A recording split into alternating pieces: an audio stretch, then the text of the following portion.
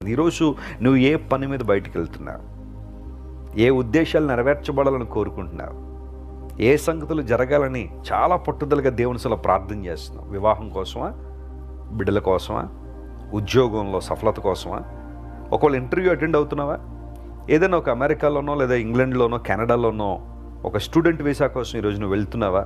దేవుడు నీ కార్యాన్ని సఫలం చేయనుగాక. ఆమేన్. దేవుడు నిన్ను బలపరుచునుగాక. లేదా ఒక స్టార్టప్ విషయంలో నువ్వు ఆలోచన చేస్తూ ఉంటే, may the lord guide you in a right way. దేవుడు నిన్ను సరైన మార్గంలో నడిపించునుగాక. నీ ఆలోచన దేవుడు సఫలపరిచి తనకు మహిమను తీసుకురావాలని దేవుడు ఆశిస్తున్నాడు. ప్రభువా, నేను కాలి జారిపోవడం అంటే అర్థం ఏంటంటే, నేనేమైనా తప్పుడు నిర్ణయం తీసుకుంటానేమో, తప్పుడు మార్గంలో కానీ వెళ్ళిపోతానేమో.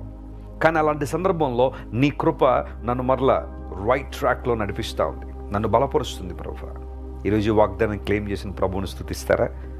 ఆయన వైపు చూస్తారా? ఈ వాగ్దానం నెరవేర్చబడాలని ప్రార్థన చేద్దామా?